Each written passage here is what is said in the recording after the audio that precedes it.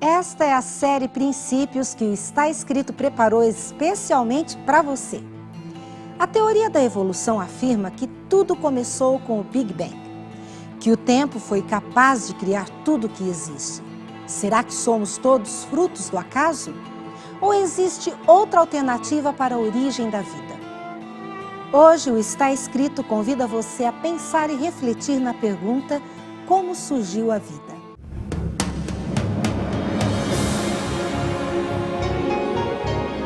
Ele permaneceu através dos tempos. O livro de Deus, a Bíblia, indispensável em nosso mundo complexo. Está escrito, transmitindo esperança ao redor do mundo. Apresentado por Fernando Iglesias. Que ideia você faz de Deus? Você acredita que Deus existe? Vamos ver o que as pessoas estão pensando. Acredito. Porque eu acho que acima de qualquer coisa, entende? Nós temos que ter uma fé em alguma coisa. Acredito sim. Porque eu acho que Deus, que ele criou tudo mesmo, eu acho que ele está presente em todo lugar, com todo mundo. Acredito pelos fundamentos da religião que eu tenho, sou católica. E tenho também uma fonte de fé, eu tenho que saber de onde vem a criação do mundo e para mim é o que mais me convence. Quando eu tinha 4 anos de idade, pelo menos 2 vezes por semana, minha mãe costumava visitar minha avó. Depois do almoço era praxe me colocar para dormir. Eu odiava ter que parar de brincar para ir dormir. Mas de certa forma eu amava dormir no quarto da minha avó. É que na parede, bem na frente da cama, tinha um quadro muito diferente. Por trás dele tinha uma luz vermelha. O quadro retratava 2 criancinhas brincando ali na beira de um despenhadeiro, enquanto um anjo as guardava com 2 asas abertas, bem grandes. A luz só era acesa quando a gente deitava para dormir. Então as janelas eram fechadas, a luz do quarto era apagada, e eu ficava olhando para o quadro, aquela luz vermelha, ela era tão bonita. Quando eu via, eu já estava acordando. Eu nasci num lar cristão. Desde pequeno era levado à igreja. E cresci ouvindo que Deus foi quem criou tudo. E logo que eu comecei a ler, era só abrir a Bíblia e estava escrito, no primeiro verso, Gênesis 1:1, no princípio criou Deus os céus e a terra. Sempre ouvi dizer também que cada um de nós tem um anjo da guarda, igualzinho ao do quadro da minha avó. No meu universo dava a impressão que todos no mundo eram cristãos, ou pelo menos acreditavam em Deus. Foi no ginásio que pela primeira vez na minha vida eu ouvi falar que alguém não acreditasse que Deus criou o mundo. Um professor de história me ensinou uma história da criação muito diferente daquela que eu tinha ouvido a minha mãe contar. Ele falava de evolucionismo, de um tal de Darwin, de homens das cavernas. A princípio eu fiquei maluco, enfurecido. Tentei questioná-lo. Mas como um menino poderia argumentar com um professor? Embora ele nem tentasse me ganhar pela simpatia, ele foi o primeiro a me mostrar que, atrás do meu pequeno mundo, existia todo um universo enorme de pessoas que não acreditavam em Deus da maneira como eu acreditava. Era como se o encanto estivesse começando a querer se quebrar. Sabe, parecido com aquele que as crianças sentem quando descobrem que o Papai Noel não existe? Pela primeira vez eu me perguntei, pode mesmo ser que Deus não exista? Cresci como qualquer outra criança, via televisão, brincava de bola, brigava na rua, gostava de cachorros.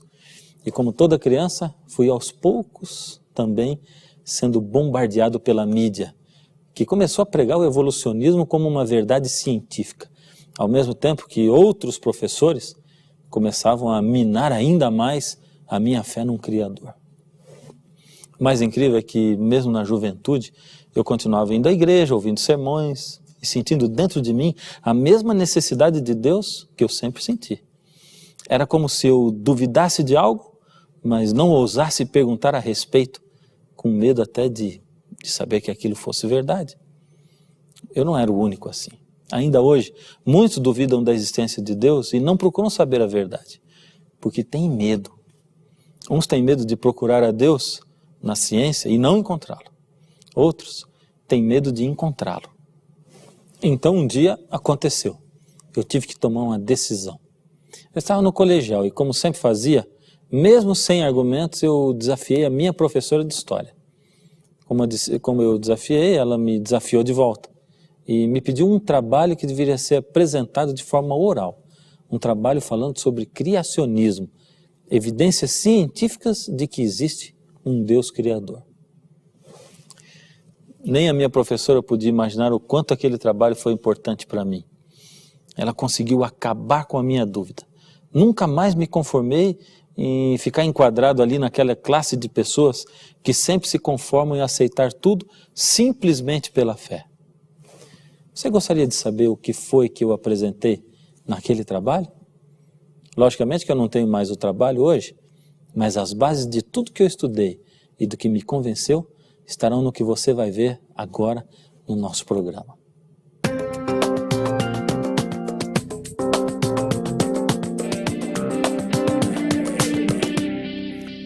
Darwin tentou explicar a origem da vida. Com certeza, a ciência se desenvolveu muito nos últimos anos. Por isso, a primeira coisa que eu fiz foi correr para ler o que os cientistas biólogos tinham a dizer sobre os últimos estudos científicos, sobre o tal Big Bang, a explosão que teria dado início a tudo. Sabe o que eles dizem a respeito de como estão os estudos científicos a respeito da origem da vida? Gostaria de saber o que uma cientista bióloga diz? Doutora Márcia. Bom, a origem da vida é um dos campos mais fracos da teoria da evolução, porque até hoje não existem experimentos, bons experimentos que comprovem a origem da vida, né? Até hoje não se conseguiu nada que chegue nem perto disso. Ano passado completou meio século, 50 anos desse experimento Miller, e algumas publicações, inclusive, como revistas, começaram a mostrar, como essa área de pesquisa da evolução, da origem da vida, está realmente empacada, não se conseguiu quase nada. Pelo contrário, o que se vê hoje em dia, cada vez mais, é que os seres vivos, as células, são muito mais complexos do que se imaginava a princípio. E cada vez fica mais difícil de você explicar a origem desses seres a partir de substâncias inorgânicas no passado. E alguns pesquisadores, então, eles fizeram alguns cálculos para poder saber qual seria a probabilidade de você ter uma proteína dessa sintetizada ao acaso. Ou seja, quanto tempo você demoraria para ter isso. Então, se você tiver aceitar as estimativas de que haveriam muitos aminoácidos presentes numa sopa primordial, 10 elevado a 44 aminoácidos, e se você puder simultaneamente adicionar um novo aminoácido a cada uma dessas 10 elevado a 44 cadeias de proteínas em formação, e se você adicionasse um aminoácido por segundo, sem parar nenhum momento, você precisaria de ter um período de 10 elevado a 23 anos para ter a probabilidade de 95% de obter uma proteína. No caso do exemplo aqui, seria uma proteína chamada citocromo C, que é uma proteína que existe em praticamente todos os seres vivos. Então, você precisaria de 10 elevado a 23 anos, ou seja, 10 com 23 zeros na frente, para você obter uma proteína se você fizesse a coisa dessa forma casual. Só para vocês terem uma ideia, 10 elevado a 23 anos é 10 trilhões de vezes mais do que a idade que se aceita geralmente para o universo. Então, isso daí é um sinônimo de uma coisa impossível, né? Ou seja, é realmente impossível você formar uma proteína com essa informação, com esse conteúdo, uma proteína que realmente funcione. Agora, imagina que aquela bactéria mais simplesinha, ela precisa de mais de 400 genes e mais de 400 proteínas para poder funcionar corretamente. Bem, como eu sempre tinha ouvido falar que tudo surgiu de uma única bactéria, eu tinha duas perguntas importantes. Primeiro, os cientistas que acreditam na evolução nunca conseguiram responder. Eu entendo que eles digam que tudo se originou dessa tal bactéria inicial, porque ela é muito pequenininha. Mas de onde essa bactéria inicial surgiu? Do nada? Segunda pergunta, será que essa tal bactéria inicial é algo tão simples assim que pode aparecer por acaso? Que tal saber da doutora Márcia? Mas quanto de informação genética tem no DNA de uma bactéria? Ou seja, quantos genes?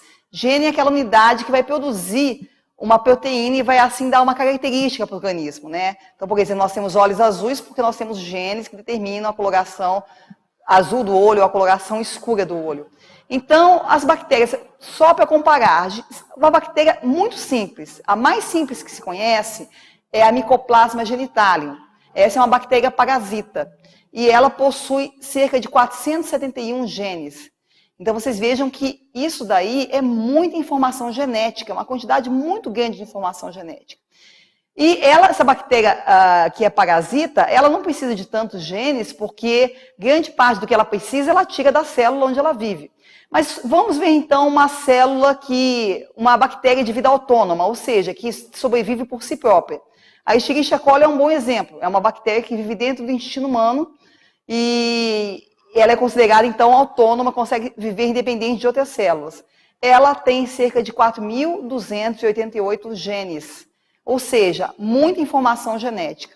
Então, quando a gente pensa em informação genética, de onde veio essa informação genética? Quando você pensa em informação, tipo palavras, linguagem escrita, alguém criou essa informação. Então, quando você pensa em informação genética também, como é que essa informação genética pode ter surgido do acaso? Isso é uma das grandes dificuldades que a teoria da evolução tem para explicar. É por causa de coisas assim que Einstein fez a seguinte declaração: a ciência sem a religião é manca, e a religião sem a ciência é cega. Mas não era só Einstein que acreditava em Deus. Entre os cientistas, Nicolau Copérnico, Galileu Galilei, Blaise Pascal, Isaac Newton, Louis Pasteur, Wernher von Braun. Mas e os cientistas de hoje, creem em Deus? Embora as pessoas achem que para ser cientista não pode acreditar em Deus, na verdade é ali, meio a meio. Quase a metade dos cientistas acredita em Deus.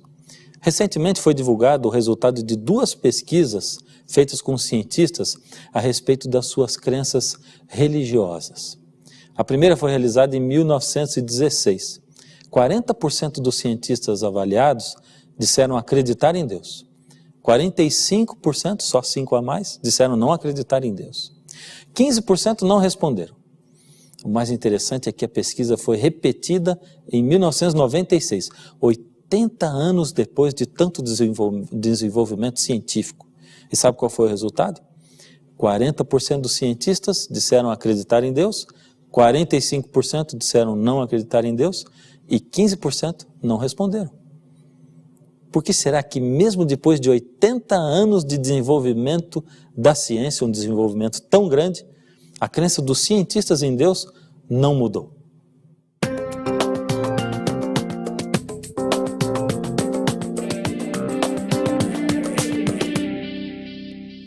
É lógico que é porque existem evidências científicas da existência do Criador. Na minha adolescência eu vivia olhando assim para os carros e pensando, bom, eu nunca acreditaria se alguém me dissesse que um carro poderia surgir de uma explosão cósmica. E eu ia acreditar menos ainda se dissessem que depois da explosão a chave estava lá no contato, alguém virou e ele funcionou.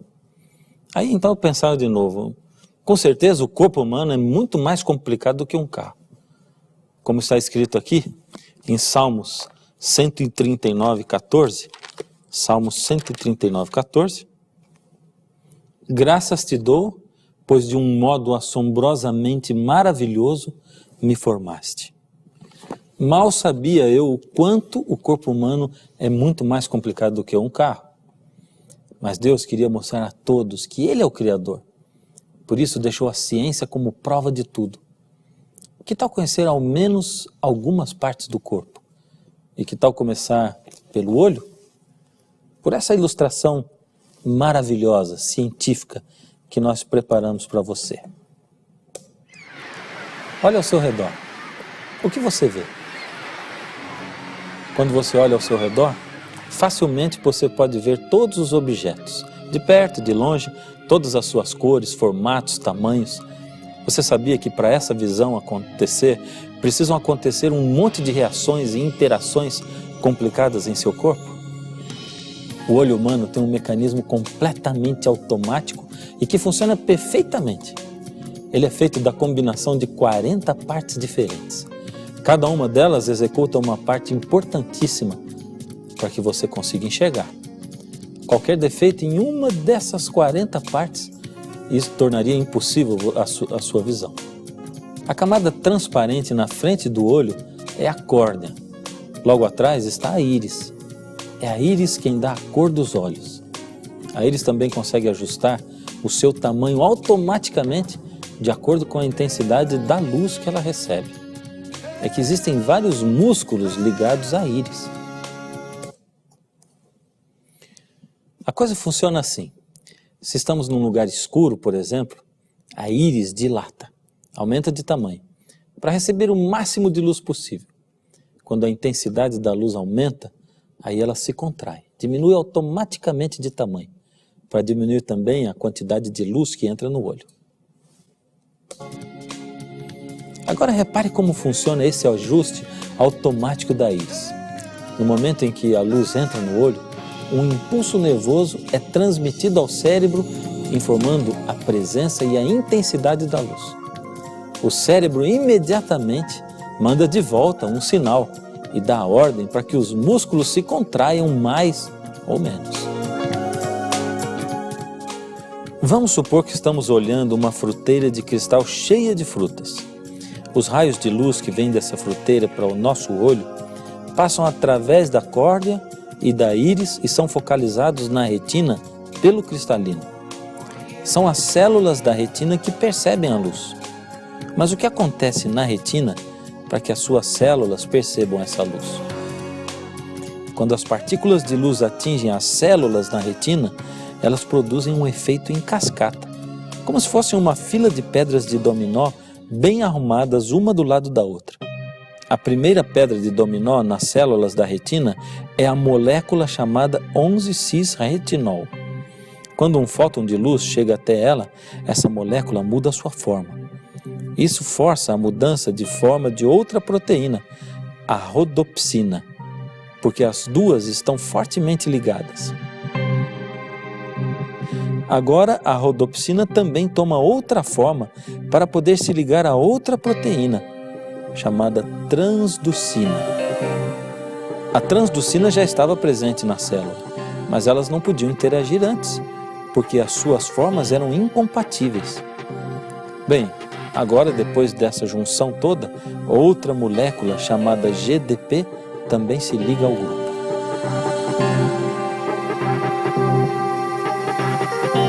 Agora, as duas proteínas, rodopsina e transducina, além da molécula química chamada GDP, estão unidas. Complicado? Só que o processo da visão está só começando. Agora esse composto chamado GDP tem um formato apropriado para se ligar a outra proteína chamada fosfodiesterase.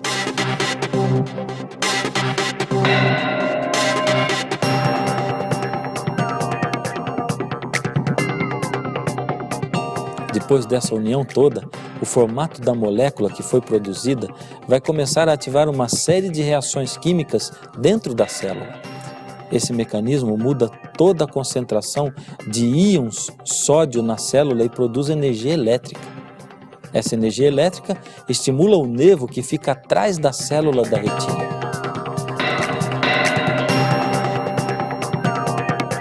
E assim a imagem que no início chegou ao seu olho em forma de luz acaba se transformando em sinal elétrico.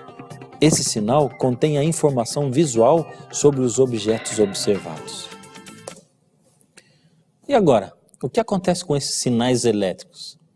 Bem, para que a visão funcione, os sinais elétricos têm que ser transmitidos para o cérebro, lá no centro da visão. Só que as células nervosas não estão conectadas umas às outras.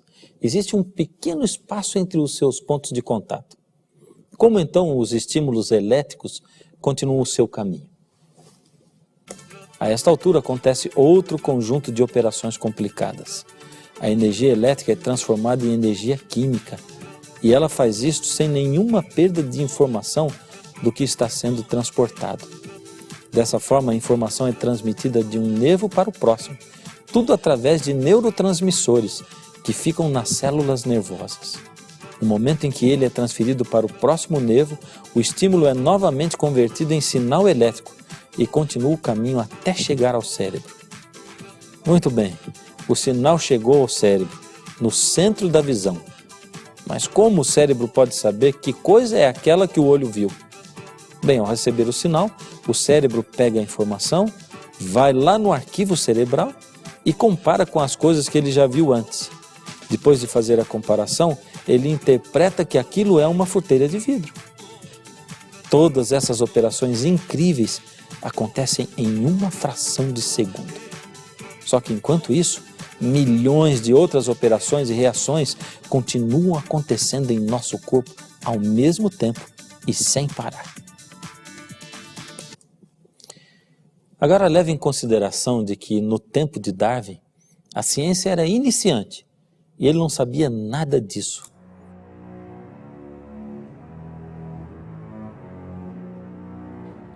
Aqui nessa casa, Charles Darwin viveu durante 40 anos de sua vida. Foi aqui, em meio a esse refúgio na natureza, que ele preparou o seu livro A Origem das Espécies, que foi lançado em 1859. Isso revolucionaria o mundo desde então e lançaria uma terrível sombra de dúvidas sobre a Bíblia e a existência de um Deus criador. O próprio Darwin reconheceu o planejamento extraordinário do olho e confessou o seu desespero numa carta que escreveu a Anna Gray em 3 de abril de 1860. Ali ele diz assim: só de pensar no olho tenho calafrios. As teorias de Charles Darwin escandalizariam o mundo da sua época. A igreja e a própria rainha Vitória se colocariam contra ele. Hoje a situação é bastante diferente. Não é à toa que nós encontramos o rosto de Charles Darwin estampado na nota de 10 libras ao lado do rosto da rainha Elizabeth II. Ele está aqui como um selo, determinando a quem pertencem o coração, a mente e o destino de uma nação. A Inglaterra é hoje um dos países mais ateus do mundo. Você acha mesmo que todas essas reações tão complicadas e tão bem sintonizadas e sincronizadas que acontecem no olho aparecem por acaso? De uma explosão?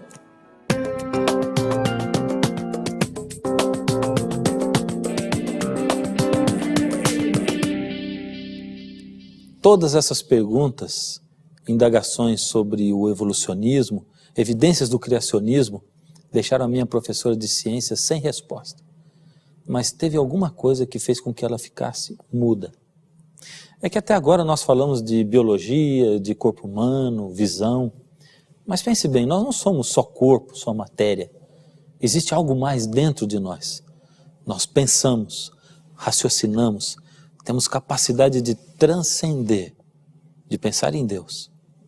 Bom, se o homem tivesse sido formado de uma simples explosão, então depois que o corpo do homem foi formado, da onde apareceu essa consciência? Você não é fruto do acaso, você é a realização do sonho do grande Criador. Cada vez que nós nos olhamos uns para os outros, cada vez que eu olho você, eu me lembro que você é fruto do amor de Deus. Deus planejou criar você. Isso é muito importante, porque nós, você e eu, valemos o sangue de Cristo. Isso nos torna a cara do Pai. Quem é o seu Pai? Meu Pai é o Senhor Deus. Ele é o seu Pai também. E por isso todos nós nos tornamos irmãos a partir desse amor maravilhoso do Pai que nos une a todos.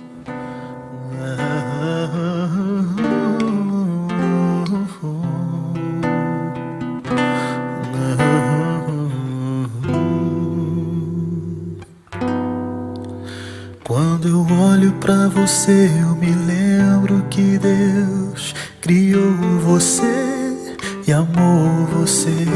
É por isso que você se parece com Deus, por dentro e por fora, a toda hora. Quando eu olho pra você, eu me lembro que Deus é o Pai do céu que nos criou.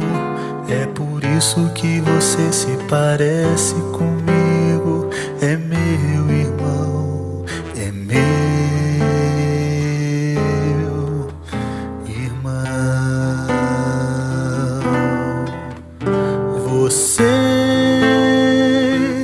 vale o sangue de Cristo.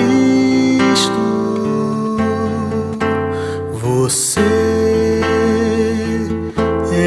glória de Deus. Você é a grande esperança de mostrar pro universo que o amor de Jesus valeu. Quando eu olho pra você, eu me lembro que Deus criou você e amou você. É por isso que você se parece com Deus, por dentro e por fora, a toda hora. Quando eu olho pra você, eu me lembro que Deus é o Pai do céu que nos criou. É por isso que você se parece comigo. É meu irmão, é meu irmão.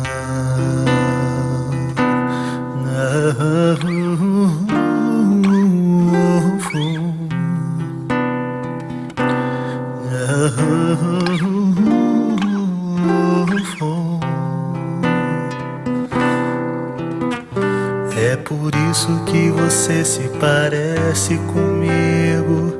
É meu irmão, é meu irmão. Toda vez que eu vejo um quadro muito bonito, uma pintura que me chama a atenção, eu gosto de olhar quem foi que pintou, a assinatura. E quando eu olho para um bonito pôr do sol, um céu alaranjado, uma verdadeira pintura da natureza, eu gosto de pensar que isso também tem um Criador. Você não tem fé suficiente para acreditar nisso? Falta um pouco? Não tem problema. Nós queremos ensinar mais para você. Mas sabe, Deus é o grande Criador. Ele é o grande escultor. Deus é o grande realizador da sua vida.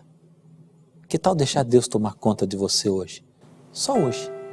E amanhã você pede por amanhã, e depois por depois. Mas hoje eu quero colocar a sua vida na mão de Deus. Ore comigo. Senhor Deus, queremos abençoar essas vidas que hoje estão olhando para o Senhor, quem sabe com tantos questionamentos nas suas mentes, na sua cabeça. Tome conta dessas vidas, Senhor. Abra as mentes, os corações. E que, Senhor, a verdade, a verdadeira ciência possa tomar conta de todos esses queridos seus que aí estão, cada um na sua casa, no seu lugar de trabalho, ouvindo a sua palavra. Toma conta da nossa vida por hoje, Senhor. Enche o nosso ser, em nome de Jesus. Amém. No programa de hoje você pôde ver que a evolução não tem como provar que o acaso é o responsável pela origem da vida. Você pode ver também que a probabilidade da vida ter surgido do acaso é tão remota que o mais razoável é acreditar que há uma inteligência superior coordenando, planejando, criando e mantendo a vida no universo. Mas se você quer se aprofundar ainda mais no tema de hoje, trabalho escolar, você poderá solicitar agora mesmo a revista Princípios. Nela você vai encontrar uma argumentação coerente com o que diz a palavra de Deus. E no final de cada tema, você encontra um guia de estudo para você ampliar os seus conhecimentos. Ligue agora, escreva um e-mail ou envie uma carta. Nada vai nos dar mais alegria do que o seu contato. Nós temos uma equipe completa, pronta para atender você. Quem sabe o programa de hoje deixou algumas dúvidas a mais na sua cabeça. Que bom. É para isso que o Está Escrito serve também, para abrir para você novos horizontes. Mas se você ainda tem dúvidas, o lugar certo é aqui. Vamos esclarecer junto as dúvidas. Eu vou ficar esperando você aqui, nessa casa bonita. Essa é a nossa casa, nosso lugar de encontro. E até o nosso próximo encontro, não se esqueça. Está escrito, nem só de pão viverá o homem, mas de toda a palavra que sai da boca de Deus. Você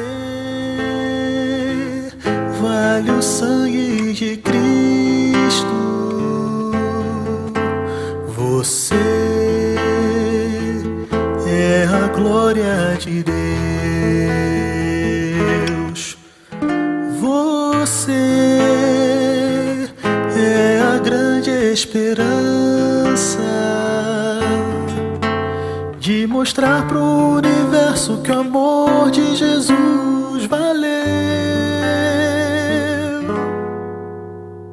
Quando eu olho pra você, eu me lembro que Deus criou você e amou você.